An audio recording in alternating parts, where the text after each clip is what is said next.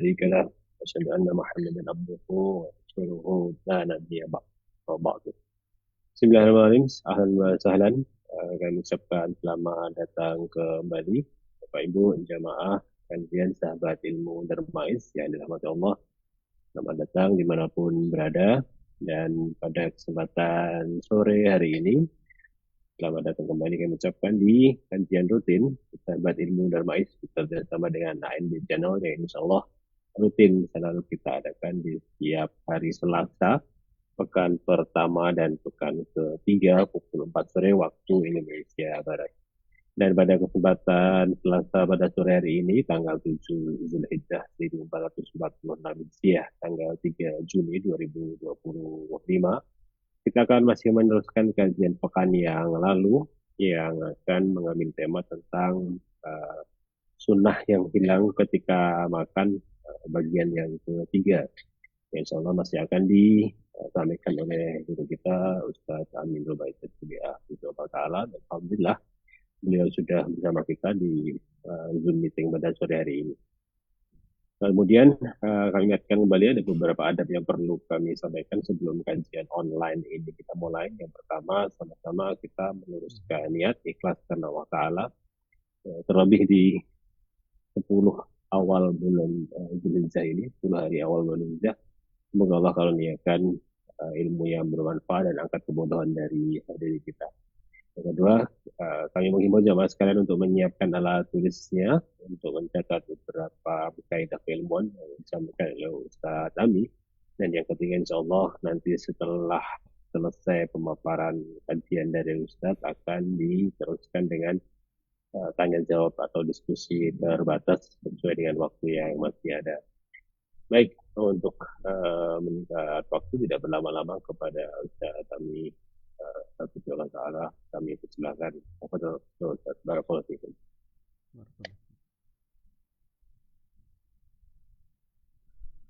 Assalamualaikum warahmatullahi wabarakatuh.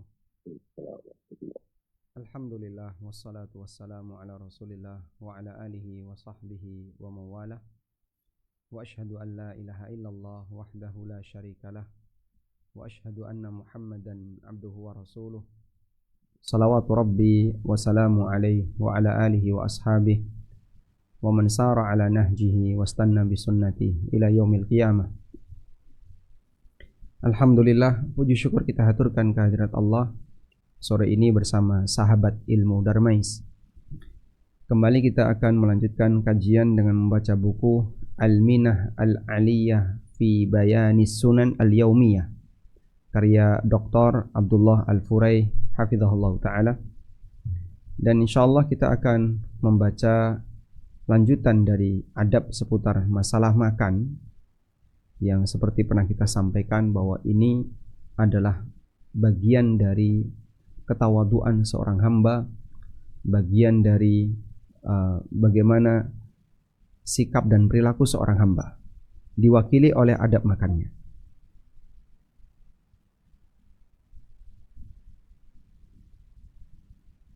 Nah, terputus ini. Baik, kita langsung masuk kepada keterangan yang disampaikan oleh penulis. Penulis menyebutkan adab yang ke-13. Ada satu buku ya, yang isinya hanya membahas adab makan. Jadi satu buku. Dan ini menunjukkan bagaimana adab makan ini cukup banyak dan penjelasannya panjang. Yang nomor 13, Sakil qaum akhiruhum syurban. Sakil qauma akhiruhum syurban. Orang yang memberi minum bagi al-qaum, sebutan al-qaum itu bisa sekelompok orang, cuma 3-4 orang. Orang yang memberikan minum kepada masyarakat, dialah yang terakhir minum. Dan yang dimaksud adalah yang membagikan minuman. Jadi kalau misalnya dia yang bawa air, kemudian dibagikan kepada teman-temannya yang ada di sekitarnya, maka dia nanti yang terakhir minum. Yusannu liman yuski jama'atan. Dianjurkan bagi orang yang memberi minum sekelompok orang ayyakuna akhirahum syurban. hendaknya dia menjadi orang terakhir minum. Wa yadullu alaihi, dan yang menunjukkan hal ini adalah hadis Abu Qatadah radhiyallahu anhu yang cukup panjang. Wa fihi, dan di situ ada keterangan, faja'ala Rasulullah sallallahu alaihi wasallam yasubbu wa askihim. Lalu Rasulullah sallallahu alaihi wasallam menuangkan kepada mereka minuman hatta ma baqiya ghairi, sampai tidak tersisa selain aku. Wa ghairu Rasulillahi sallallahu alaihi wasallam, dan Rasulullah sallallahu alaihi wasallam. Sehingga ketika Nabi sallallahu alaihi wasallam membagikan minuman menuangkan minuman kepada jamaah sekelompok orang, yang belum dapat tinggal dua, Abu Qatadah dan Rasulullah sallallahu alaihi wasallam. Thumma sabba Rasulullah sallallahu alaihi wasallam faqala li, kemudian Rasulullah sallallahu alaihi wasallam menuangkan minuman itu dan beliau menyampaikan kepadaku, ishrab, sekarang kau minum. Faqultu la ashrabu hatta tashraba hatta tashraba ya Rasulullah. Aku tidak akan minum sampai Anda minum ya Rasulullah. Qala, kemudian Nabi SAW mengatakan, inna saqil qaum akhiruhum syurban. Sesungguhnya yang menuangkan minuman itu yang terakhir minum. Fasharibtu, kemudian aku pun minum. Wa syariba Rasulullah sallallahu alaihi wasallam, dan Rasulullah sallallahu alaihi wasallam minum. Kita lihat di footnote hadis riwayat Muslim. Dan kita lihat bagaimana tawaduknya Nabi sallallahu alaihi wasallam, sehingga Rasulullah sallallahu alaihi wasallam beliau melayani yang lain. Beliau berkeliling membawa, ya bahasa kita mungkin ceret atau sejenisnya, lalu menuangkan minuman ke masing-masing orang. Gelasnya berapa Pak? Itu bukan hal yang hal yang signifikan untuk disebutkan. Bisa saja gelasnya gantian. Lalu mereka dituangkan air, mungkin susu atau mungkin minuman yang lain, dan Nabi SAW yang terakhir minum. Faidah, di sini ada pelajaran. Minas sunnati liman syariba labanan. Bagian dari sunnah bagi orang yang minum susu, ayatamadmadha bil ma'. Hendaknya selesai minum susu untuk berkumur dengan air. Ba'da syurbihi lil laban, setelah dia minum susu. Liyuzila ma fi famihi minad dasam, untuk menghilangkan lemak yang ada di sela-sela mulut, sela-sela gigi. Alladzi yakunu minal laban, yang lemak itu berasal dari susu. Wa yadullu alaihi, yang menunjukkan hal ini adalah hadis Ibnu Abbas radhiyallahu anhuma, anna an-nabiyya sallallahu alaihi wasallam syariba labanan fada'a bima'in fatamadmadha. Bahwa Nabi sallallahu alaihi wasallam minum susu, lalu beliau minta diambilkan air, fatamadmadha, kemudian beliau berkumur. Wa qala, dan beliau mengatakan, innalahu dasaman, di sini ada lemak. Baik, dan berkumur di sini, berkumur kemudian ditelan, ya, sehingga sisa-sisa lemak yang ada di mulut, ya, ikut masuk ke dalam perut, menjadi bagian dari nutrisi yang tidak hilang. Baik, dan mungkin ini sunnah yang cukup jarang dipraktekkan oleh masyarakat, dan barangkali bisa kita biasakan untuk anak-anak kita, karena biasanya yang banyak minum susu adalah anak-anak. Maka ketika anak-anak itu minum susu, selesai minum susu, kasih dia minum air putih. Ya, kalau nggak mau gimana Pak? Ya mungkin perlu pembiasaan. Awal-awal barangkali mereka belum terbiasa, mudah-mudahan nanti lama-lama terbiasa. Berikutnya nomor 14. Taghtiyatul ina'i wa dzikrusmullahi wa dzikrusmillahi ta'ala inda qudumil lail. Menutup wadah dan menyebut bismillah dan menyebut nama Allah ketika sudah mulai masuk malam. Yusannu taghtiyatul ina al-makshuf, dianjurkan untuk menutup wadah al-makshufi, yang terbuka, inda qudumil lail, ketika sudah mulai masuk waktu malam. Wa iqa'i as-siqa, dan menutup as-siqa. As-siqa adalah tempat untuk wadah minuman. Ai iglaquhu maksudnya adalah menutupnya. Sehingga minuman, tempat wadah-wadah minuman ditutupi. In kana lahu ghalaqan, apabila dia punya tempat untuk menutup. Dan saat menutup dianjurkan untuk menyebut nama Allah. Bacanya apa? Bismillah. Berdasarkan hadis Jabir bin Abdullah radhiyallahu anhuma, Rasulullah sallallahu alaihi wasallam pernah bersabda, "Ghattul ina'a wa auqus siqa." Ghattul ina'a wa auqus siqa fa inna fis sanati lailatan yanzilu fiha wabaun. Tutupilah wadah dan tutupi tempat-tempat minuman kalian, karena dalam setahun itu ada satu malam yanzilu fiha waba, di mana dalam satu malam itu Allah turunkan semua wabah. La yamurru bi ina'in laisa alaihi ghita'un aw siqa'in laisa alaihi wika'un illa nazala fihi min dzalikal waba.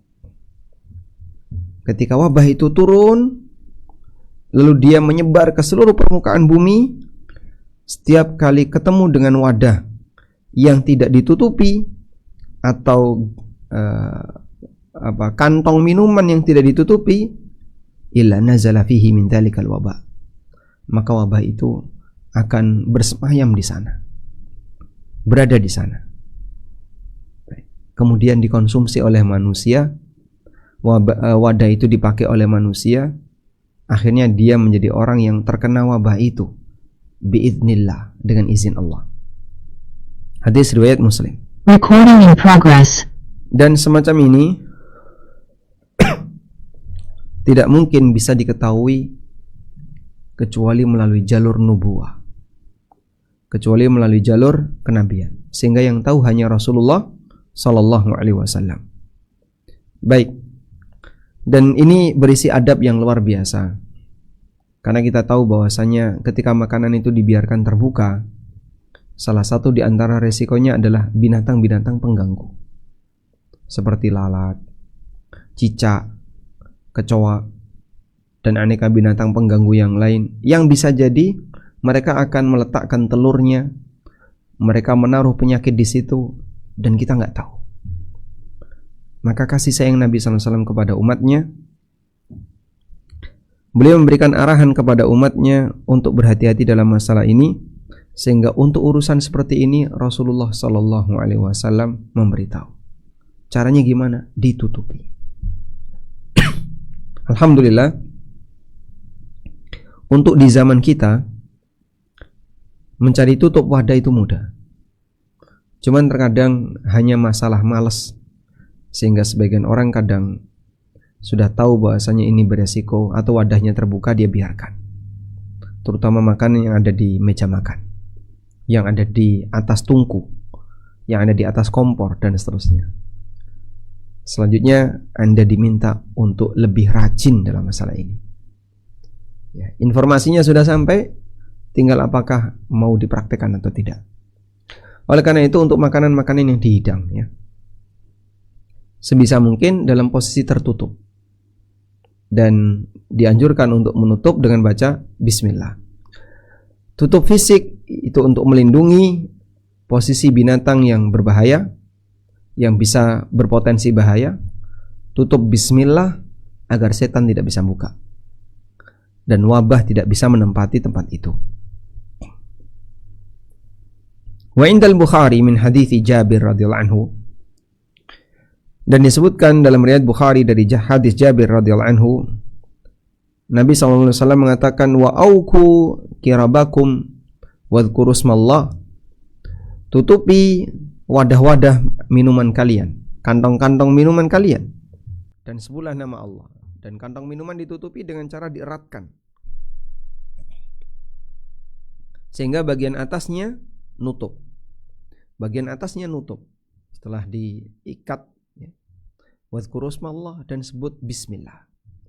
Wa khammiru aniyatakum, dan tutupi wadah kalian. Khimar itu artinya jilbab, dari kata ini khammara yukhammir, yang artinya menutupi, pakai kha. Khimarun pakai kha, artinya jilbab. Khammara yukhammiru, menutupi. Khamr pakai kha, khamrun, karena dia menutupi akal. Khammiru aniyatakum, tutupilah wadah yang kalian miliki. Wadhkuru smallah, dan sebut bismillah. Walau an ta'rudu 'alaiha syai'an, walaupun hanya dengan membentangkan satu benda tertentu di atasnya. Ya. Sehingga cuma ditutupi seperti bismillah. Sendok ditaruh di atas. Sutil itu apa ya bahasa Indonesia? Sutil, centong ya. Yang dipakai untuk goreng itu apa namanya? Sutil untuk goreng, taruh di atas. Spatula spatula wajan. Baik, intinya kalau ada wadah yang Anda kesulitan untuk menemukan tutupnya, maka tutupi dengan tadi.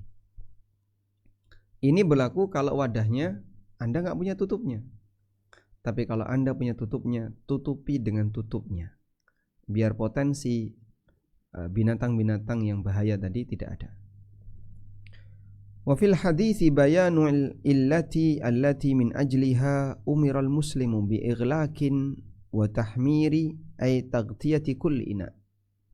Dalam hadis ini Nabi SAW menjelaskan illah, alasan. Kenapa kaum muslimin diperintahkan untuk menutupi semua wadah? Wa dzalika annahu fi ihda layali kulli sanatin yanzilu waba, di mana di salah satu malam dalam rentang 1 tahun akan turun wabah. Wal waba'u huwal marad. Wabah di sini maksudnya adalah penyakit. Wabah ini tidak akan membiarkan satupun wadah atau kantong air yang terbuka kecuali dia akan menempati wilayah itu. Maka betapa banyak orang yang terkena penyakit setelah dia minum dengan menggunakan wadah yang terbuka. Sehingga gelas kalau sudah dicuci dan siap untuk dipakai, kalau malam hari sudah nganggur, tutup dengan cara dibalik. Dan naruh gelas juga seperti itu. Walhamdulillah, insyaallah untuk masalah steril seperti ini barangkali masyarakat sekarang juga paham. Cuman masalahnya kurang disiplin. Fa asabahu ma nazala minal waba, sehingga dia terkena penyakit yang turun tadi. Wala ya'lamu annahu bisababi tafritihi bihadhi sunnah, dan dia enggak sadar kalau ternyata sebabnya adalah karena dia tafrit, karena dia meremehkan sunnah ini. Fayallah ma a'zama syari'atuna fiha al-khabaru an nafsil abdi. Maka sungguh demi Allah, betapa syariat kita adalah syariat yang sangat perhatian untuk memberikan manfaat dan kebaikan bagi hamba, dan perhatian terhadap kesehatan mereka dunia dan akhirat. Kesehatan dunia adalah fisiknya dijaga, sehingga syariat mengajarkan bagaimana cara menjaga kesehatan yang benar. Syariat mengajarkan bagaimana cara menjaga fisik yang benar ketika di dunia, demikian pula ketika di akhirat. Sehingga syariat kita tidak mengajarkan kamu harus jadi orang yang penyakitan, kamu harus gak boleh takut sama penyakit. Tidak. Ya, kalau itu berpotensi bahaya, kamu harus hindari. Walaupun semuanya kembali kepada takdir Allah Subhanahu wa taala, tapi manusia dia diperintahkan untuk berusaha dalam mendapatkan kebaikan bagi hidupnya. Dan sungguh demi Allah, betapa seringnya kita lalai dan betapa seringnya kita meremehkan fistihdari azamati dinina, untuk istihdar azamati dinina, untuk mengakui atau mengamalkan keagungan agama kita ini, menghadirkan keagungan agama dalam kehidupan nyata. Jadi kita tahu Islam ini indah, siapapun mengakui itu, karena dia diturunkan dari zat yang maha indah, yang maha mengetahui segala sesuatu dan maha sempurna ilmunya. Maka zat yang menurunkan syariat ini adalah zat yang menghendaki kebaikan bagi seluruh hambanya. Cuman masalahnya kaum muslimin tidak konsekuen dengan agamanya, sehingga indahnya Islam tidak kelihatan di permukaan. indahnya Islam tidak kelihatan. Wa fil hadits dalalatun ala ahammiyatil hifadhi ala hadhihi sunnah. Hadis ini juga dalil pentingnya menjaga sunnah ini. Hatta arsyadan Nabiyyu sallallahu alaihi wasallam ila adnal umur li hifdzil ina. Sampai Nabi sallallahu alaihi wasallam memberikan arahan mengenai hal yang paling, boleh disebut hal yang paling ringan atau hal yang paling mudah dalam rangka untuk menjaga wadah. Bahwa orang yang tidak menjumpai sesuatu yang bisa dipakai untuk nutup, maka tutupi dengan meletakkan sesuatu di atasnya, ya, walaupun ranting atau apapun dia. Wajah indal Bukhari ma yubayyinu anna taghtiyati lit-ta'am wasyarab wa laysa khasan bisyarabi faqat. Dan disebutkan dalam riwayat Bukhari yang menjelaskan bahwa perintah untuk menutupi itu berlaku untuk makanan maupun minuman, bukan minuman saja. Dari Jabir bin Abdullah bahwa Rasulullah sallallahu alaihi wasallam pernah bersabda, "Atfi'ul masabih idza raqadtum." Kalau kalian mau tidur, matikan lampu. Pak, tapi sekarang kalau matikan lampu gelap gulita. Ya, dulu lampu itu dari api. Sehingga orang punya lampu di rumah atau punya penerangan di rumah adalah dari api, lilin atau sebangsanya. Wa ghallikul abwab, dan tutuplah pintu. Wa aukul askiyah, kemudian tutup al-askiyah, kantong-kantong air. Wa khammirut ta'ama wasyarab, dan tutupi makanan dan minuman. Wa ahsibuhu qal, lalu perawi mengatakan, menurutku beliau mengarahkan walau bi'udin ta'ruduhu alai, walaupun dengan ranting yang kau taruh secara melintang di atasnya. Bismillah. Dan dalam hadis Jabir radhiyallahu anhu riwayat Muslim menunjukkan bahwasanya ada sisi yang lain kenapa kita diperintahkan untuk menutup wadah-wadah tadi. Wahiya anna syaitan harisun ala ifsadi ta'amil insan wastihlalihi, di mana setan itu punya semangat untuk merusak makanan seseorang dan dia ingin makan makanan itu. Nabi SAW bersabda, ghattul ina'a wa aukus siqa wa aghliqul bab wa adfi'us siraj.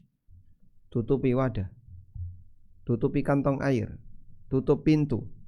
Wa adfi'us siraj, matikan lampu. Fa inna syaitana la yahullu siqa'an, sesungguhnya setan tidak bisa melepas siqa'. Wala yaftahu baban, tidak bisa melepas kantong air, tidak bisa membuka pintu, tidak bisa membuka wadah yang sudah ditutupi. Sehingga kalau kita nutup, bismillah, setan enggak bisa buka. Fa illam yajid ahadukum illa ay ya'rudu ala ina'ihi udan. Kalau kalian tidak menjumpai yang bisa dipakai untuk nutup selain hanya ud, selain hanya ranting.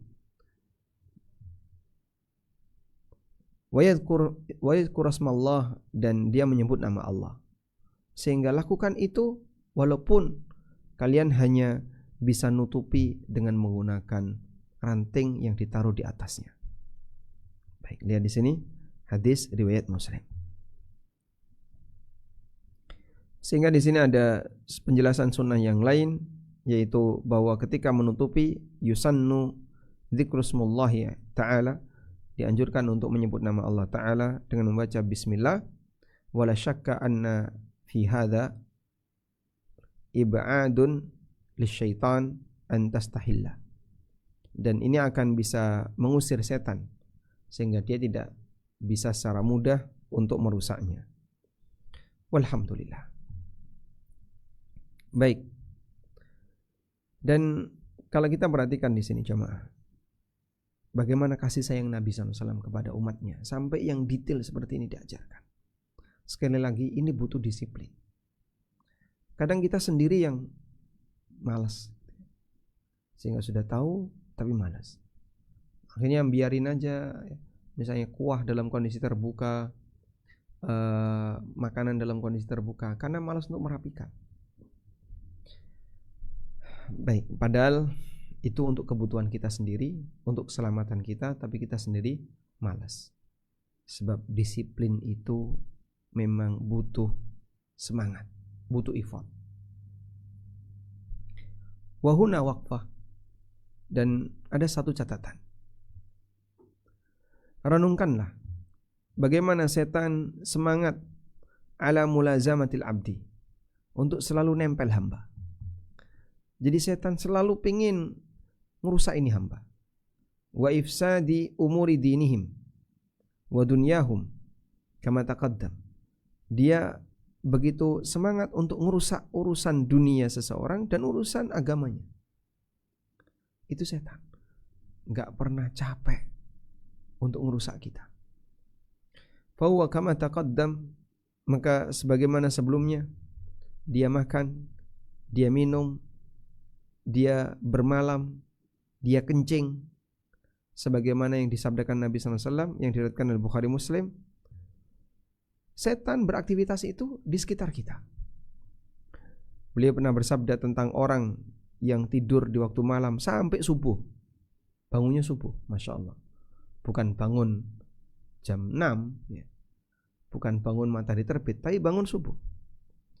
Qala, ini orang bangunnya bangun subuh, enggak qiyamul lail. Dzaka rajulun bala syaitanu fi udhunai. Ini adalah orang yang telinganya dikencingi setan. Au qala fi udhunihi. Dalam riwayat yang lain, telinganya dikencingi setan. Secara makna sama ya.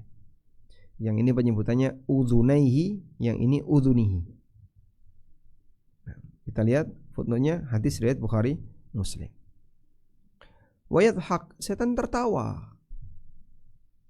Kapan itu? Ketika seseorang tasa'ab, menguap, walam yakdum, tapi tidak dia tahan. Tidak dia tahan. Au yughattifa, yaitu dengan menutup mulutnya. Setan ketawa. Melihat kita menguap, apalagi ketika berbunyi. Wa idza qala ha dhahika syaitan. Nabi SAW mengatakan setan ketawa.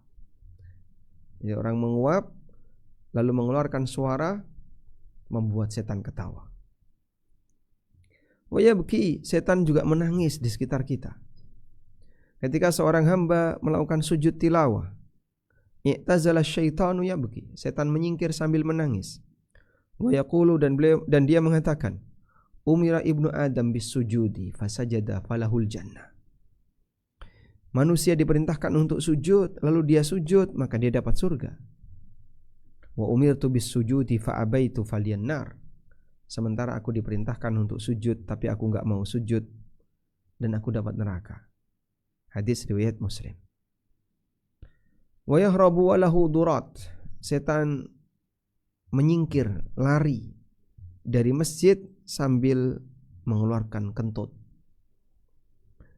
Dan itu terjadi ketika azan. Sebagaimana disebutkan dalam Sahih Bukhari Muslim, Nabi SAW bersabda, idza nudiya lis-salati adbara syaitanu wa lahu duratun. Ketika azan dikumandangkan, maka setan pergi meninggalkan tempat sambil terkentut-kentut. Hatta la yasma'at ta'dzin, sampai dia tidak mendengarkan suara azan. Fa idza qada nida aqbala, ketika azan sudah selesai dia balik lagi. Hatta idza thuwiba bis salati, ketika dikumandangkan iqamah untuk salat, adbara, setan pergi lagi. Hatta idza qadat tathwib, sampai ketika sudah selesai qomat, aqbala, dia datang lagi. Hatta yakhtira bainal mar'i wa nafsi, lalu dia membisikkan, mengajak orang untuk ngobrol dengan dirinya. Wa yaqulu uzkur kadza, uzkur kadza. Ya kamu kan belum melakukan ini toh. Kamu habis ini belum melakukan. Kamu belum sempat ini, kamu belum ini. Coba ingat ini. Tadi kamu ingat, diingatkan terus. Lima lam yakun yadhkur. Yang sebelumnya dia tidak ingat sama sekali. hatta yadhalla rajulu la yadri kam shalla. Sampai seseorang itu tidak tahu berapa rakaat yang sudah dia kerjakan. Masya Allah. Sampai nggak tahu berapa rakaat yang sudah dia kerjakan. Wa yajlisu baina dhilli wasyamsi. Demikian pula setan itu duduk di tempat yang terkena bayangan dan terkena matahari. Baina dhilli wasyamsi.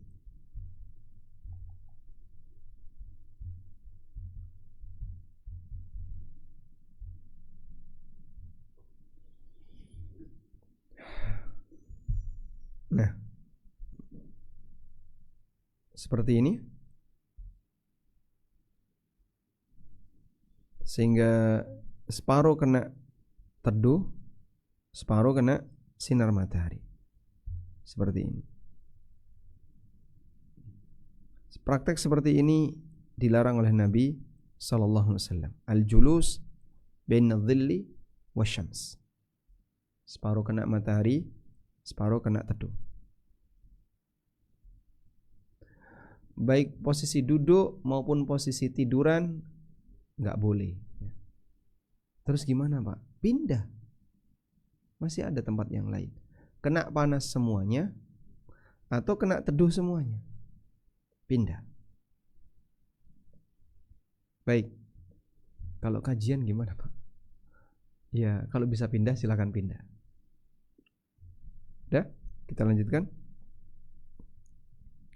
Walidha nuhiya an dzalik. Karena itu kita dilarang untuk melakukan itu. Sebagaimana disebutkan dalam hadis riwayat Ahmad dan Sunan Abu Dawud. Hadisnya bunyinya seperti ini. An Buraidah radhiyallahu anhu qala anna an-nabiy sallallahu alaihi wasallam naha ay yuq'ada baina adh-dhilli wasyams. Dari Buraidah radhiyallahu anhu bahwa Rasulullah sallallahu alaihi wasallam melarang seseorang duduk di tempat yang terkena teduh dan terkena sinar matahari. Kita lanjutkan. Wa yamshi bina'lin wahidah. Setan jalan dengan satu sandal. Sebagaimana disebutkan dalam riwayat Tahawi dinilai sahih oleh Syalbani. Karena itu ja'a fi sahihain disebutkan dalam Sahih Bukhari Muslim ada larangan untuk berjalan dengan menggunakan satu sandal. Kalau putus Pak, ya pilihannya pakai dua-duanya atau lepas dua-duanya. Agar seseorang tidak meniru gayanya setan. Wa habbul amali ilai al-ifsad. Dan yang paling disenangi setan itu merusak hubungan, apalagi suami istri. Wa tafriqu bainaz zawjain. Kemudian membuat cerai suami istri. Sebagaimana disebutkan dalam hadis riwayat Muslim dari hadis Jabir radhiyallahu anhu. Rasulullah sallallahu alaihi wasallam pernah bersabda, sesungguhnya iblis meletakkan arasy-nya singgasananya di atas air. Di mana? Wallahu a'lam. Alal ma, jika dimaknai laut, ya intinya di laut. Laut bagian mana Pak? Kita tidak tahu. Itu hal yang gaib. Tsumma yab'atsu sarayahu. Kemudian iblis mengutus pasukan-pasukannya. Fa'adnahum minhu manzilatan a'dhamuhum fitnah. Maka yang paling dekat posisinya dengan iblis adalah yang paling kuat memberikan godaan. Yaji'u ahaduhum fayaqul. Lalu setelah diutus kemudian mereka balik. Para setan-setan tadi lapor kepada iblis. Fayaqulu, kemudian dia melaporkan, fa'altu kadza wa kadza. Fayaqulu ma sana'ta syai'an. Aku sudah berhasil menggoda orang untuk melakukan maksiat ini. Aku sudah berhasil menggoda orang melakukan maksiat ini. Iblis selalu berkomentar, gak ada apa-apanya. Ah, biasa saja. Gak ada apa-apanya, biasa saja. Ma sana'ta syai'an. Ma sana'ta syai'an. Biasa saja. Gak ada apa-apanya. Tsumma yaji'u ahaduhum fayaqul. Lalu datang seseorang di antara mereka dan melaporkan, ma taraktu hatta farraqtu bainahu wa baina imra'atihi. tidaklah aku tinggalkan si A kecuali aku buat dia cerai sama istrinya.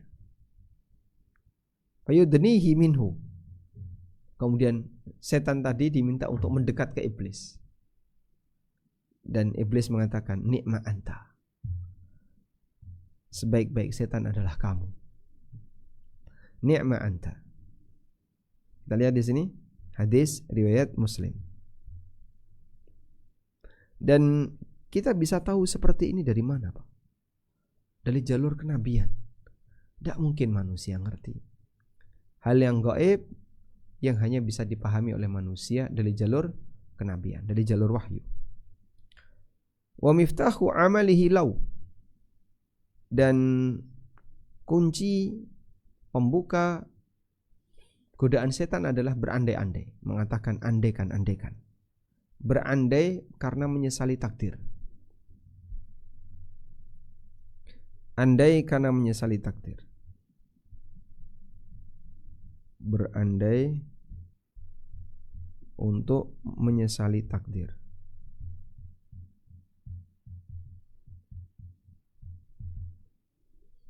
Andai tadi tidak seperti ini, andai kalau nggak kayak gini kan nggak terjadi kayak gini. Andai tadi seperti ini kan tidak terjadi seperti ini. Itu berandai-andai menyesali takdir. Hukumnya apa? Nggak boleh. Kita lihat. Kama fi sahihi Muslim, sebagaimana disebutkan dalam sahih Muslim dari hadis Abu Hurairah radhiyallahu anhu, Rasulullah sallallahu alaihi wasallam bersabda, "Wa in asabaka syai'un fala taqul." Kalau kau mengalami sesuatu, maka jangan ucapkan lau anni fa'altu kada kana kada. Jangan ucapkan andaikan. Walakin qul qadarullah wa ma syaa fa'ala fa inna lau taftahu amala syaitan. Tapi ucapkanlah ini sudah menjadi takdir Allah dan Allah, apa yang Allah kehendaki pasti akan terjadi. Fa inna lau, karena ucapan berandai-andai itu membuka pintu setan. Yang ketiga, riwayat Muslim. Ya. Di footnote 3 riwayat Muslim. Baik. Dan seperti itu yang terjadi di antara kita, misalnya kena macet. Andai tadi nggak belok kanan, andai tadi ngambil jalan yang situ, andai tadi. Kalau tadi kamu nggak berangkat, kan nggak terjadi kayak gini toh. Kalau kamu tadi nurut sama bapak, kalau berandai-andai seperti itu, berandai-andai untuk menyesali takdir. Ini kata Nabi SAW, taftahu abwaab syaitan, membuka pintu setan. Taftahu amal syaitan, sehingga setan bisa semakin leluasa untuk menghembuskan penyakit di tengah mereka, makin emosi. Nah, kamu tadi nggak bilang, sekarang baru bilang. Sehingga misalnya A dan B melakukan kerja bareng. Terus terjadi kesalahan pada pihak B. A ngomentar, tuh andai tadi. B nggak terima, kamu tadi nggak bilang sebelumnya. Kalau kamu coba bilang sebelumnya, kan saya bisa waspada. Wa huwa harisun ala ifsadi salatil abdi. Demikian pula setan sangat semangat untuk merusak salatnya hamba. Kama taqaddam, sebagaimana riwayat sebelumnya. Dan wa kama fi hadits Utsman bin Abil As, dan disebutkan dalam hadis Utsman bin Abil As radhiyallahu anhu, riwayat Muslim, bahwa beliau pernah mendatangi Nabi sallallahu alaihi wasallam dan mengatakan, "Ya Rasulullah, sesungguhnya setan qad hala baini wa baina salati." Setan sering menggangguku ketika salat. Wa qiraati, dan bacaan Qur'anku, yalbisuha alayya, sampai jadi kacau. Faqala Rasulullah sallallahu alaihi wasallam, kemudian Rasulullah sallallahu alaihi wasallam bersabda, "Dzaka syaitanun yuqalu lahu khanzab." Khanzab atau khinzib, Pak? Wallahu alam. Kalau di sini diberi harokat khanzab pakai fathah. Fa idza ahsastahu, kalau kau merasa ada seperti itu, kok kayak bisikannya begitu kuat, fata'awwadz billah, maka baca a'udzubillahi minasyaitonir rajim. Wadfil ala yasarika thalatha, kemudian meludahlah ke arah kiri. Meludah ke arah kiri dengan menggunakan tafal. Tafal itu adalah butiran-butiran air yang keluar ketika kita meludah. Sehingga cuman ya kalau boleh dicontohkan ya seperti orang meludah tanpa keluar ludah. Jadi hanya ada angin yang diiringi dengan butiran-butiran air. Dalam sholat ya. A'udzubillahi minasyaitonirrajim. Tuh. Nah, mungkin seperti itu ya. Mungkin Anda dengar suara saya. Nah, jadi tidak ada ludahnya, hanya ada butiran-butiran air. Fafa'altu dzalik. Lalu kata sahabat ini yang beliau tadi bertanya kepada Nabi SAW, yaitu Utsman bin Abil As. Aku pun melakukan itu. Fa'adhabahu Allahu anni, sehingga Allah menghilangkan Allah menghilangkan gangguan tadi dariku. Masya Allah. Padahal ini sudah sering kita lakukan. Sehingga ketika sholat pikirannya gak karuan. Wallahu a'lam. Maka bacalah seperti ini. A'udzubillahi minasyaitonirrajim. Meludah 3 kali. Wa min khilali ma sabaqa, sehingga dari apa yang kita sudah bahas, setan hadir, fahuwa yahdurul abda, setan hadir ikut membersamai hamba ketika dia makan, minum, ketika dia tinggal di tempat tidurnya, saat dia menguap, ketika sholat, ketika kencing, ketika ketawa. Wa yufarriqu baina zaujain, bahkan membuat cerai suami istri, merusak hubungan seorang hamba ketika ibadah, akidah mereka. Disebutkan dalam Sahih Bukhari Muslim dari hadis Abu Hurairah radhiyallahu anhu, Rasulullah sallallahu alaihi wasallam pernah mengingatkan, ya'ti syaitanu ahadakum, setan akan mendatangi kalian sambil mengatakan, man khalaqa kadza, siapa yang menciptakan ini, sampai ujungnya. Terus siapa yang menciptakan Allah? Fa idza balaghahu falyasta'id billahi wal yantahi. Kalau sudah sampai seperti ini, langsung baca a'udzubillahi minasyaitonirrajim dan hentikan. Cara mikir seperti itu dihentikan. Dan intinya di sini adalah wa aktsaru annahu yahduru fi kulli syai'in min syu'unil abdi, bahwa setan sering ikut terlibat dalam kegiatan para hamba.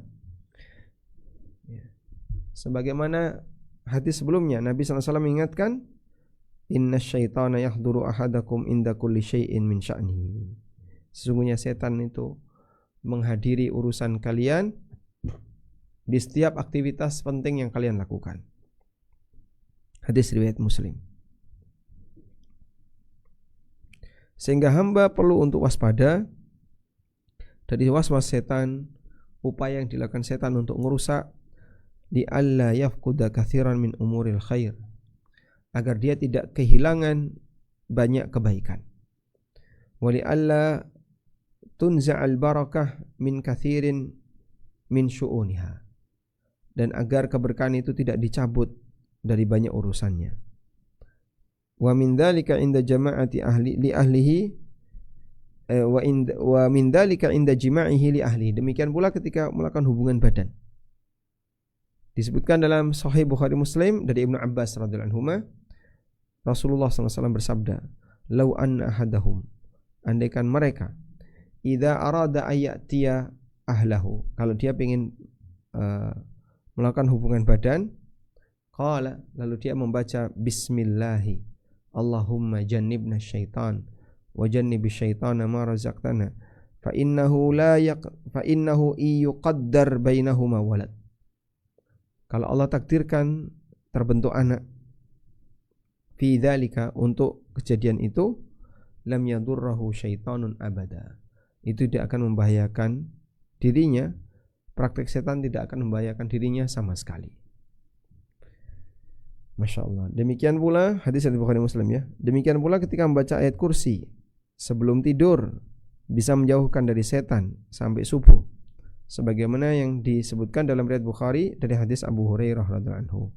Wallahu a'lam. Kemudian yang terakhir ya. Wa mimma nuhiya anhu fi hadzal bab, dan di antara yang dilarang berkaitan dengan masalah makanan dan minuman adalah makan dan minum dengan menggunakan wadah emas dan perak. Tidak boleh. Apalagi makanannya ditabur abon emas. Tidak boleh. Mungkin Anda pernah lihat ya, bagaimana sombongnya sebagian manusia sampai makanannya dikasih taburan emas. Dan memang emas itu dengan badan manusia cocok. Mungkin dokter lebih paham ya. Makanya ring jantung menggunakan emas. Dan dulu ada Arfajah, salah satu di antara sahabat yang hidungnya terkena pedang. Jadi hidungnya patah, kepapras pedang ketika perang. Akhirnya oleh Arfajah ditambal pakai perak. Makin luka. Lalu Nabi SAW perintahkan agar ditambal dengan menggunakan emas, terus sembuh dan menyatu. Maka di sini bahwasanya emas itu lebih cocok bagi badan. Dan dilarang untuk makan binatang yang buas, yang haram. Misalnya kullu dhinabin minas siba, binatang buas, atau burung yang memangsa dengan cakarnya. Ayam itu memangsa dengan apa?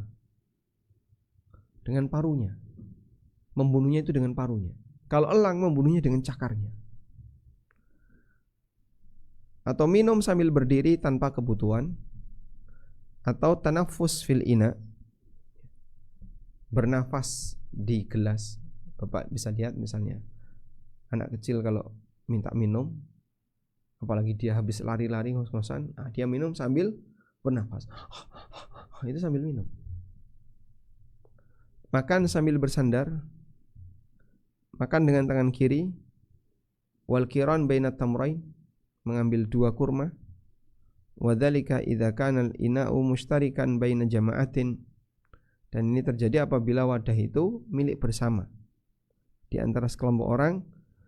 Fa innahu yunha an ahdil itsnain. Jadi kalau ada kurma dalam satu nampan dimakan bareng, ngambil 2 itu tidak boleh. Ada apa lagi Pak misalnya? Apalah jajanan-jajanan misalnya. Jeruk kecil-kecil tuh. Taruh. Ini kan untuk bersama, ngambil 2 itu tidak boleh. Harus izin dulu sama yang lain. Hatta yasta'dina man ma'ah, dia harus minta izin kepada orang di sekitarnya. Dan disamakan dengan kurma adalah semua jenis makanan yang bentuknya mirip seperti kurma, yang bijian. Kurma diambil 1 biji, roti, biskuit misalnya diambil 1 biji. Sehingga jangan ngambil 2 atau 3 sampai minta izin kepada yang lain. Kemudian juga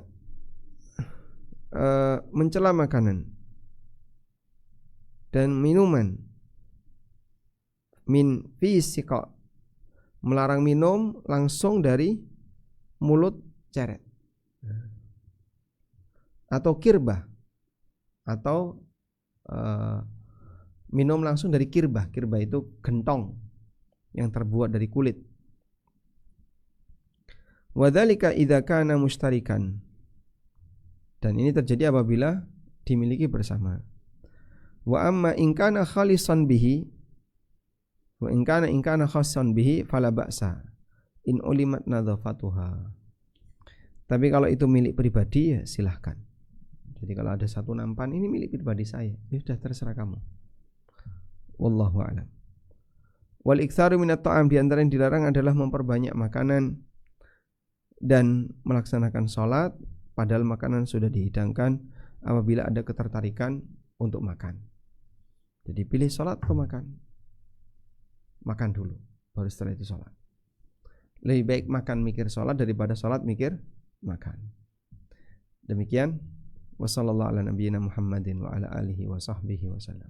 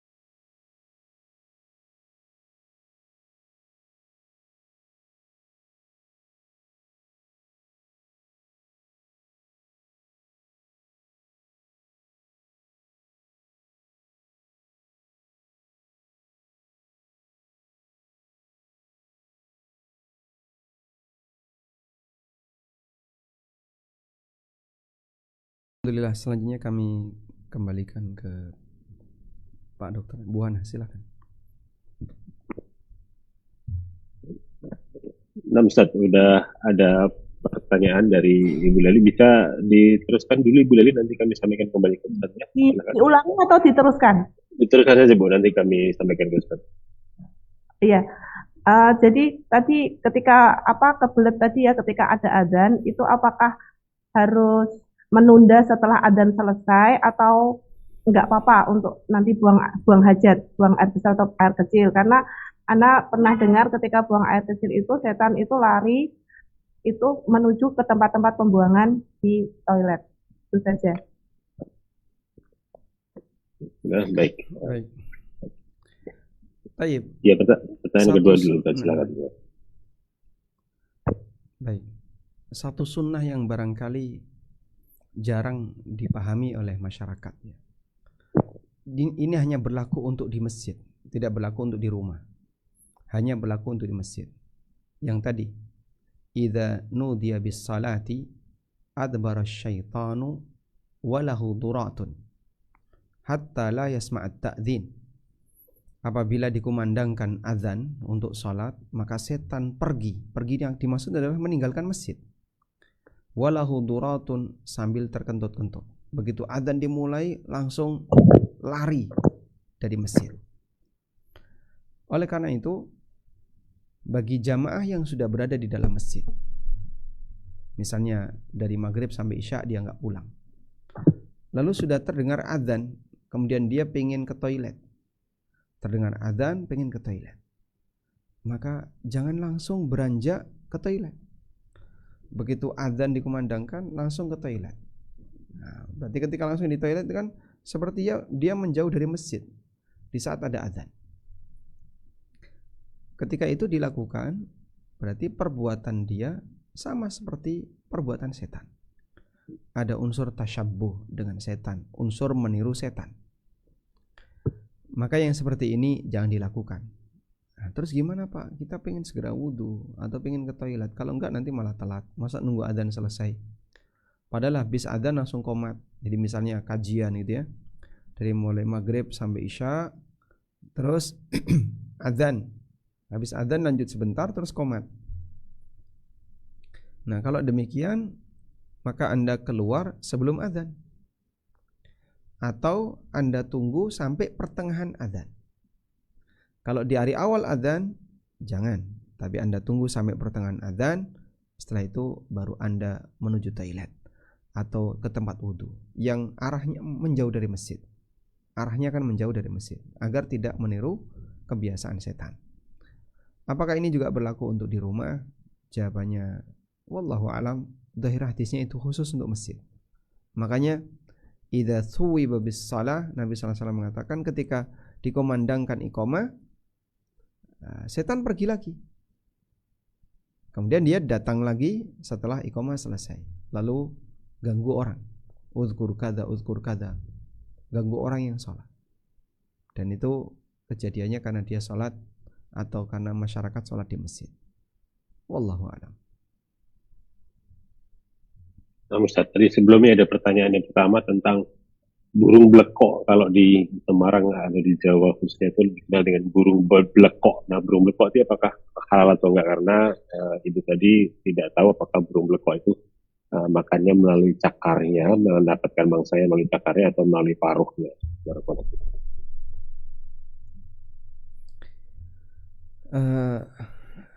Ada fatwa yang mengatakan bahwa burung blekok itu haram. Coba burung blekok kan berarti kuntul ya? Apa? Bangau kan?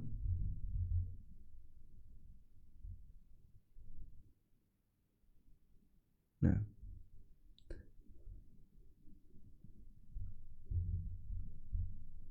coba saya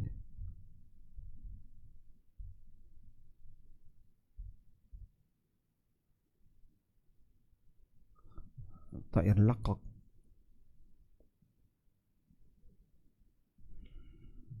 Nah, di sini ada keterangan An-Nawawi.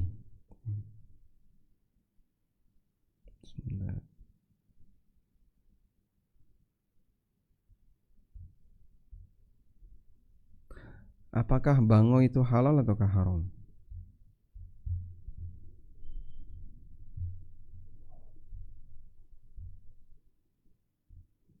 Kita bacakan ya. Dari kitab Raudhatut Talibin wa Umdatul Muftin karya An-Nawawi, Abu Zakaria Yahya bin Syaraf. Di sini beliau menyebutkan tentang burung. Kata beliau di sini. Kita ada nggak cara mencari?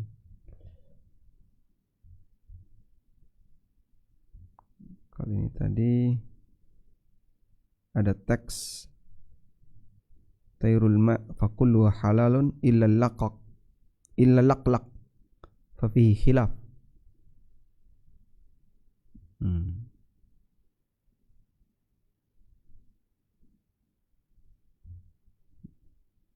Coba kita cari teks seperti itu tadi. Bahwa semua burung yang ada di air semuanya halal kecuali lak-lak. Ada khilaf dalam masalah ini.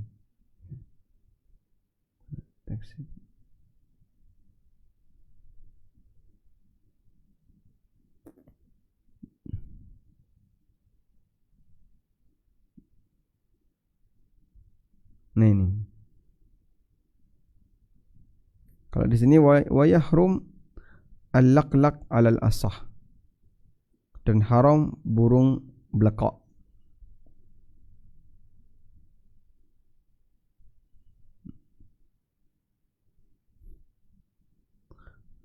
Ini wallahu alam, kalau kita baca di sini ada perbedaan pendapat di kalangan para ulama berkaitan dengan apakah kontul, ya, burung blekok atau bangau itu halal atau haram. Mana tadi teks yang lain? Di sini nggak bisa ada ini find text.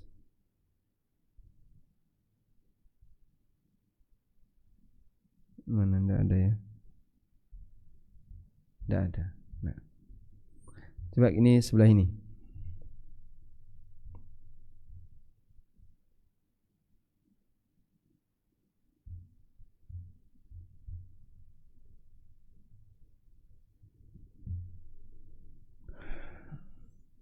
Di sini aja juga berkaitan dengan al-laqlaq.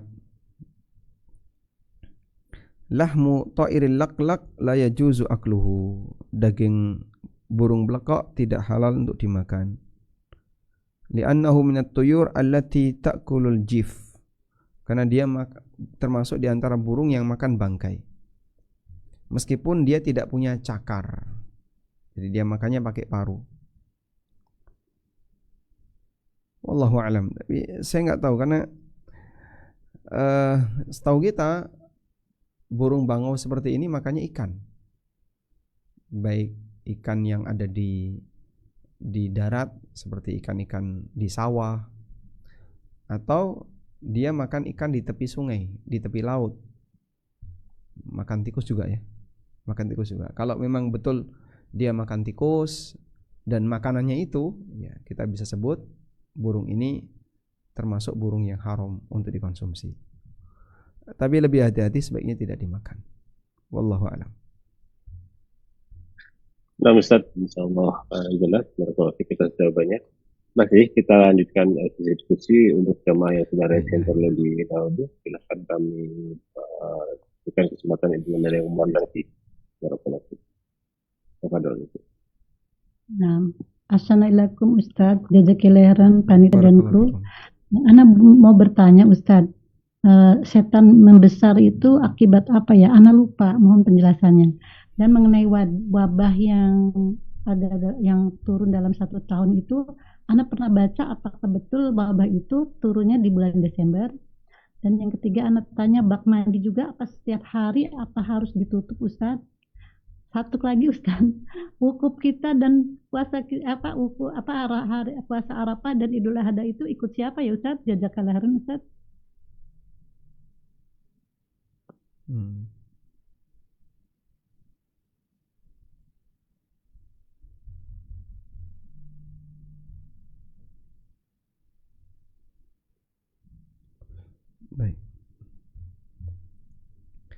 Saya bacakan hadisnya tentang itu ya.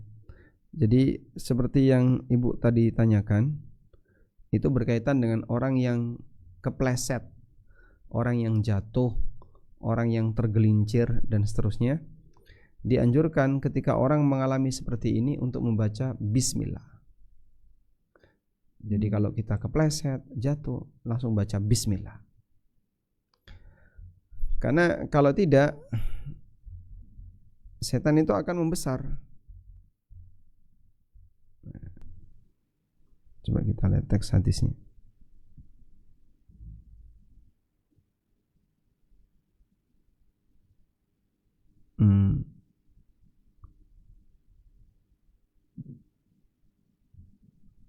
Idza ta'isal markub. Ada nggak di sini? Nah, nih. Dari Usamah bin Umair radhiyallahu anhu.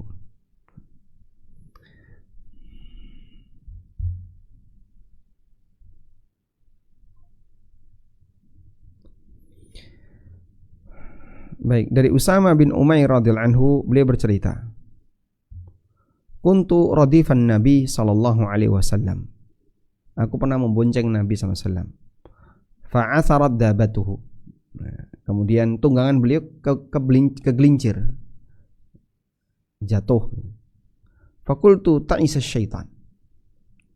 Maka Usamah bin Umair langsung berkomentar, celakalah setan. Faqala, kemudian Nabi SAW ingatkan, la taqul ta'isa syaitan. Jangan kau ucapkan celaka setan. Fa innaka idza qulta dzalik, kalau kau mengucapkan itu, ta'azzama, setan akan makin membesar. Hatta yakuna mithlal bait, sampai seperti rumah besarnya. Wa yaqulu, lalu setan merasa bangga dan dia bilang, biquwati, karena kekuatanku orang ini jatuh. Walakin qul bismillah, tapi ucapkan bismillah. Nah, membiasakan ini susah.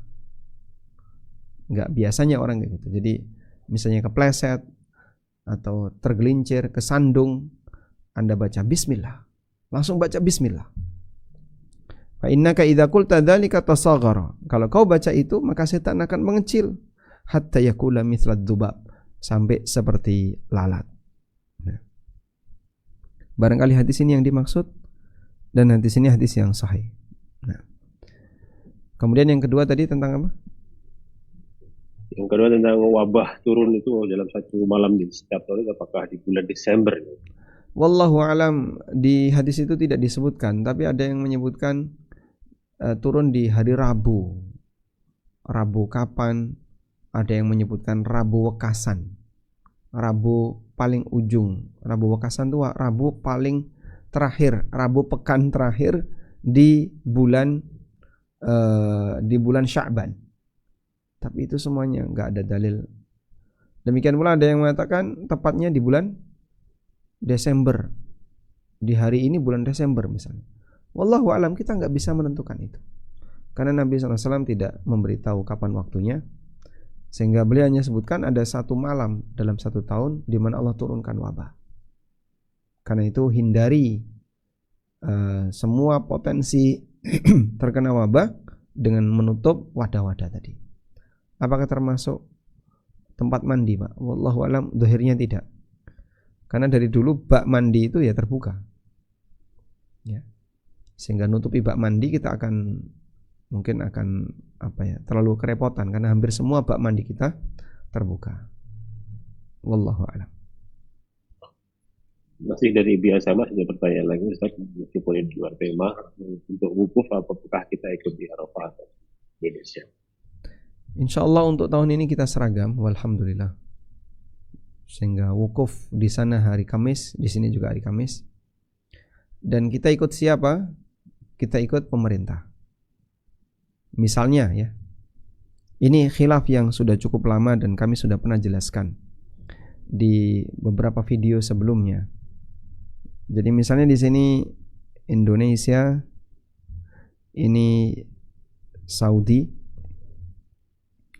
Di Indonesia Senin misalnya, Selasa Rabu.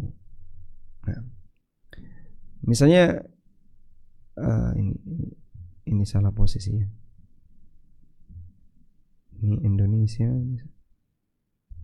ini di Indo, ini Saudi. Misalnya ini ada 3 hari, Senin, Selasa, Rabu. Di Saudi ini tanggal 9. Ini Indo. Di Saudi ini tanggal 9. Di Indonesia ini tanggal 8 Dzulhijjah. Berarti ini tanggal 10. Di sini baru tanggal 9 Dzulhijjah. Ini tanggal 10, ini sudah tanggal 11. Sudah? Nah, ketika di Saudi tanggal 9, ini sudah wukuf. Di Indonesia ini baru tanggal 8. Terus gimana itu, Pak? Kan berarti hari Arafahnya di Indonesia tidak bertepatan dengan kegiatan wukuf di Saudi. Baik. Lalu kita ikut yang mana? Kita puasa Arafah mengikuti Saudi atau mengikuti Indonesia? Karena Indonesia puasa Arafahnya di sini, hari Selasa. Hari rayanya hari Rabu. Wallahu alam, yang benar tetap ikut Indonesia. Kok bisa, Pak? Kan wukufnya Senin. Harusnya kita puasa Senin dong. Kenapa Anda malah puasa hari Selasa? Jadi begini. Anda tahu seperti ini kapan? Ya, ada informasi datang dari sana. Baik. Untuk bisa dapat informasi itu Anda dapatkan dari mana? Oh, enggak, sangat mudah, tinggal klik internet aja. Bisa, bahkan bisa lihat live. Iya, itu kan zaman sekarang. Coba Anda pikirkan 30 tahun yang lalu. Sebelum ada teknologi informasi seperti sekarang. Nah, 30 tahun yang lalu kan masih ada berita, masih bisa Pak kirim telegram dan sebagainya. Ya sudah, kalau begitu tarik 100 tahun yang lalu. Sekarang 2025. Berarti 1925. 1925. Anggaplah sudah tidak ada informasi apapun tentang Saudi, buta sama sekali. Jadi untuk bisa ngirim surat butuh waktu bertahun-tahun, berbulan-bulan. Baik. Di posisi itu kira-kira gimana? Ya kita tidak tahu. Nah, mungkinkah agama itu menjadi lebih sempurna gara-gara ada teknologi? Allah Subhanahu wa ta'ala jadikan masing-masing daerah punya matlak hilal yang berbeda. Indonesia sudah terbit hilal, yang sana belum terbit hilal. Sudah punya matlak yang berbeda. Baik. Di saat punya tempat terbit hilal yang berbeda, maka masing-masing mengikuti sesuai dengan posisinya. Indonesia bisa melihat hilal sebagaimana di sana juga bisa melihat hilal. Maka dalam kondisi ini kita berpuasa Arafah sesuai dengan daerah masing-masing. Maksudnya gimana, Pak? Karena agama itu untuk semuanya, satu. Sehingga sebagaimana dulu aturan itu berlaku, sampai sekarang juga aturan itu berlaku. Di zaman Nabi SAW misalnya, Mekah dan Madinah, nggak ada berita yang bisa sampai dalam waktu sekejap. Akhirnya gimana? Ya mereka akan berpuasa sesuai dengan kemampuan mereka melihat hilal. Makanya Ibnu Abbas pernah datang seseorang dari Syam, ya. Antara Ibnu Abbas yang dari Syam atau orang itu dari Syam. Kemudian dia cerita, kami di Syam hari rayanya hari ini, misalnya hari Selasa atau hari Rabu.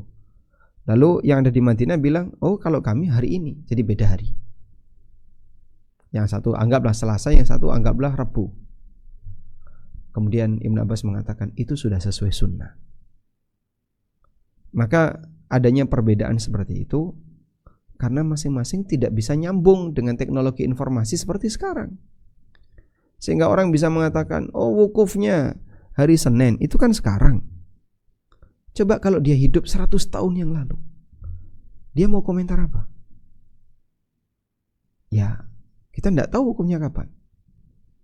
Sementara kita tidak boleh mengatakan kegiatan agama orang zaman sekarang lebih sempurna daripada orang dulu. Sebab Islam tidak lebih sempurna disebabkan karena adanya teknologi. Wallahu a'lam. Nah, Ustaz Barakallahu Fiik. Misalnya juga jelas, dan sebelum kami teruskan ini ada salam dari salah satu jemaah kita yang sekarang sedang di Saudi. Masya Allah, semoga Allah menjadikan umrahnya umrah yang makbulah dan hajinya haji yang mabrur. Dan jangan lupakan kami dalam doa-doa baik Anda. Semoga Allah memberikan keberkahan bagi negeri ini, menjadikan pemimpin negeri ini pemimpin yang baik, dan Allah jauhkan kita semuanya dari potensi bahaya. Nah, selanjutnya kami berikan kesempatan untuk Ibu Putri, silahkan di-unmute. Assalamualaikum warahmatullahi wabarakatuh. Jazakallahu khairan atas waktunya dan kesempatannya. Ahsanallahu ilaikum Ustaz. Ustaz, Ana minta dimurojaahkan kembali Ustaz tentang keterangan dari surat Al-Isra ayat 27 Ustaz. Sesungguhnya orang-orang yang pemboros itu adalah saudara setan, dan setan itu sangat ingkar kepada Tuhannya. Dan Ibnu Mas'ud dan Ibnu Abbas juga mengatakan tabzir atau pemborosan adalah menginfakkan sesuatu pada jalan yang keliru. Ustadz, di teman-teman, bahkan di keluarga, Ana sering menyaksikan mereka memasak makanan tidak habis dibuang, makan di restoran tidak habis dibuang. Apakah perilaku seperti ini masuk ke dalam ayat tersebut Ustadz? Dan bahkan juga sering membeli barang-barang branded. Hari ini beli Louis Vuitton, besok beli Prada, besoknya lagi beli apa macam-macam seperti itu Ustadz. Mohon dijelaskan Ustadz. Dan yang kedua Ustadz, Ana hanya menyampaikan salam dari suami istri yang mereka meninggalkan riba setelah mendengar ceramah Ustadz. Mereka mendoakan semoga Ustadz selalu dalam lindungan Allah Subhanahu wa Ta'ala. Dan mereka minta didoakan juga supaya istiqomah meninggalkan riba Ustadz. Jazakallahu khairan Ustadz wa barakallahu fiik. Assalamualaikum warahmatullahi wabarakatuh. Waalaikumsalam warahmatullahi wabarakatuh. Baik. Alaiki wa alaihimassalam. Baik. Tentang makna boros dan tabdir. Coba saya kutipkan di sini keterangan yang disampaikan di posisi mana yang boros dan tabdir. Jadi itu dua hal yang berbeda, dan Allah Subhanahu wa Ta'ala meskipun dua-duanya tercela. Ketemu nggak? Zuhud sebentar ya.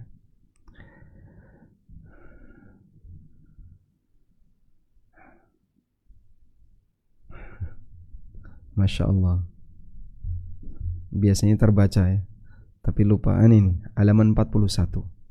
Baik, lihat halaman 41. Ini halaman berapa ini?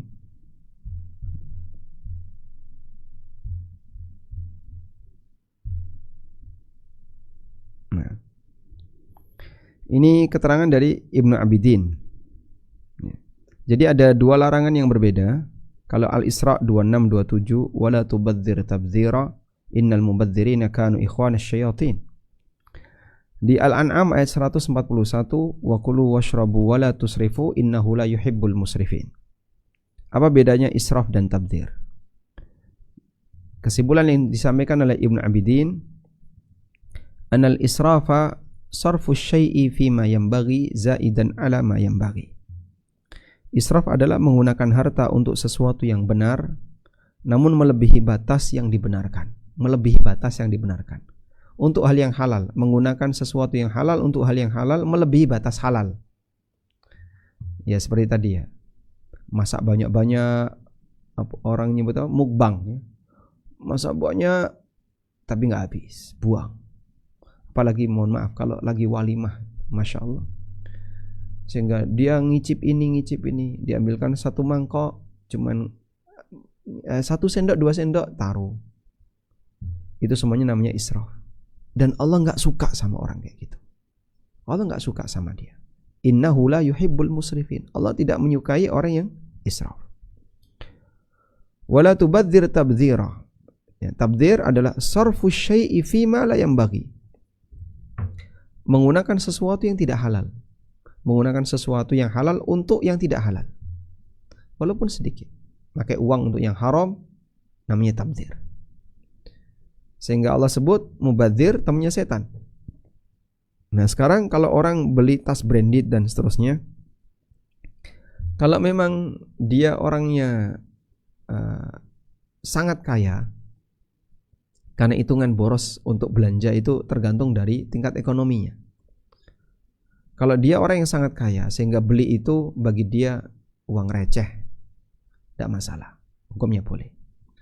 Tapi kalau dia adalah orang yang biasa saja sehingga dengan belanja itu akan memberatkan dirinya, itu terhitung israf. Wallahu a'lam. Nah, kemudian apa tadi yang lain? Jadi insya Allah itu aja Ustaz, yang satu menyampaikan salam dari. Ya semoga Allah Subhanahu wa taala memberikan keberkahan bagi setiap kaum muslimin yang sudah berhijrah, siap meninggalkan yang haram, dan Allah jadikan hijrah mereka sebagai ladang pahala untuknya di akhirat.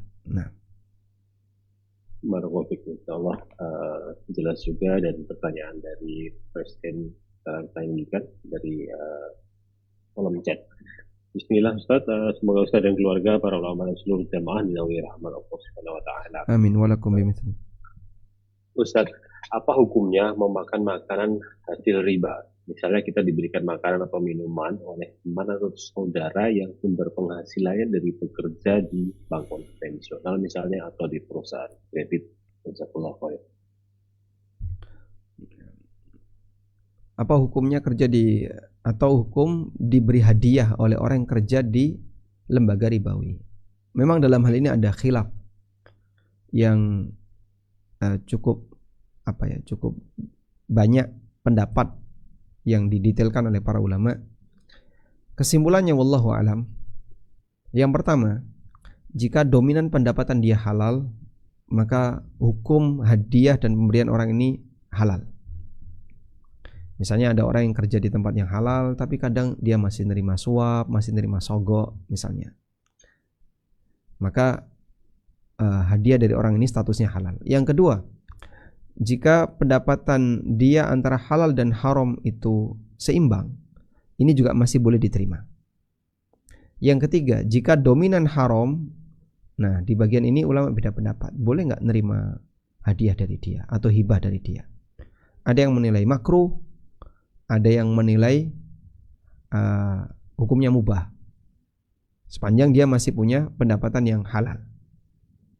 Yang keempat, ketika dia tidak punya sumber pendapatan kecuali yang haram, ya sumber pendapatan dia hanya dari kerja itu, nggak ada yang lain. Nah untuk yang keempat ini, wallahu alam, pendapat yang lebih mendekati hukumnya nggak boleh.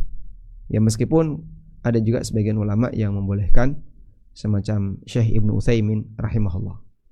Ini dengan ketentuan harta haram yang dihadiahkan bukan dari hasil dolim. Kalau haramnya haram dolim, misalnya mencuri, merampok, menipu, korupsi dan seterusnya, itu mau pindah kemanapun tetap haram, nggak boleh. Tapi kalau haramnya saling ridho, bukan haram dolim, masih ditoleransi oleh para ulama. Wallahu alam. Baik, mungkin itu yang bisa kami aturkan, karena saat lagi di Yogyakarta akan masuk adzan maghrib. Semoga Allah Ta'ala memberkahi kita semuanya. Allahumma anfa'na bima 'allamtana wa 'allimna ma yanfa'una warzuqna ilma. Wa sallallahu ala nabiyyina Muhammadin wa ala alihi wa sahbihi wa sallam. Wa akhiru da'wana anil hamdulillahi rabbil alamin. Wassalamualaikum warahmatullahi wabarakatuh. Waalaikumsalam warahmatullahi wabarakatuh.